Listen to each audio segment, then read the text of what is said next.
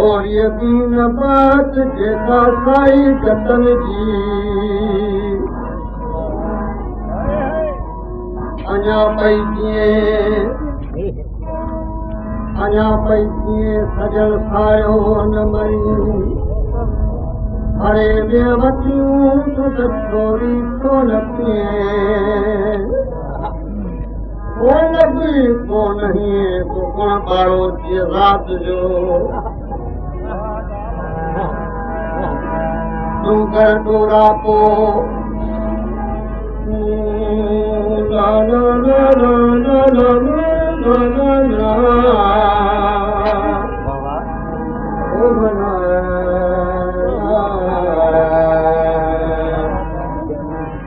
तूं कर डोरा पो पहिरियों चौजस चिड़ीअ थे पर पेर बि तूं कया चिड़ियूं चिड़ियूं को राम रती रूह में कदर मोटो को हरे वाको संजस हो तुम सजबर जो जाणू करे तूं कर तूं ॾाढो ॾाढा ॾाढायूं करी मूं तन अगर कीअं वही जीअं वण वॾे वाढो पर ही कुर्ब जो काढो न त पथर केर पती कदे को तूं कर ॾुखो हिनखे पती कदे को हे तूं कर ॾुखो हिनखे तूं जे पहण पप जो त लिंग मुजाब ते लो पर कंहिंजो कोन्हे को अमर मूंसी कीअं कयो छा साहिब चए थो जो सुठी सजेई मोवेड़े मोहन जी सुठी सजेई मोवेड़े मोहन जी ओ जागा अखिल के जाते न ॾेई हाणे हथां तो कई तुझे कचो केचन जेतई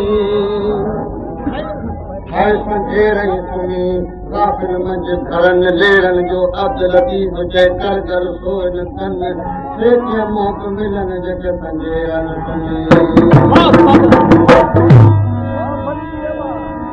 पर चई जाते ला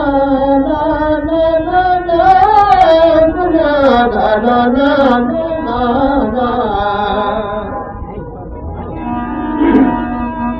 यही जाते ही अदफानी मारो तुमजी हुजत हो त पुन साम्हूं कमीणीअ के ही पूजा पाइन पेर में आऊं ते जुतीअ न जेही असुल आर्य जाम जे पले आऊं पेई विसारे वेही तिन केतिरे जे कीअं रहा छॾ मुठ हलण जी जुगम जारी का अचूं आरी काहे हुजत कान्हे का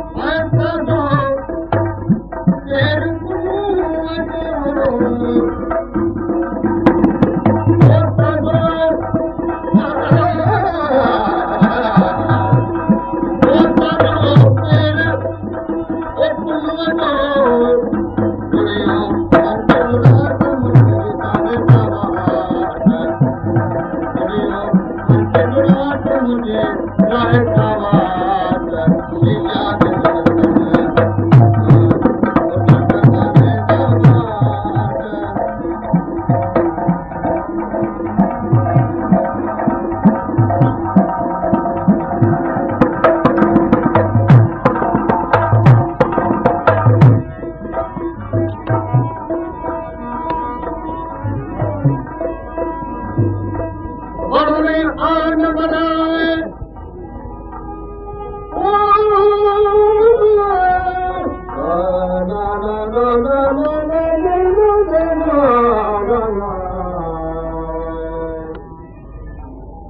भले आन बना अभी बड़े तू सब वरी वञो बलाऊं पढ़ण जूं ॾिसी कीअं न करा काहीं जब चेतन लाइ जेकी सत करा हाणे मिलाजे मरा सभ की महज हमल जय मां पर इश्क करो जॾहिं ॿाहिरि जी घुरे पाण सभु कटे विदस पग खुलियूं खुले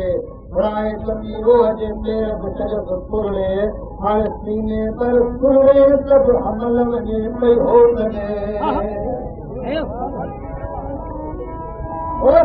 साहिल फुलकी चयसि साहिल फुलकी चयो ओड़ा कर गाड़े है वञ हेठि बि ससी तूं साड़े हिते हिकु हमल चए पार को पाड़े त सभई सुभाणे अॼु तोसां हलूं हो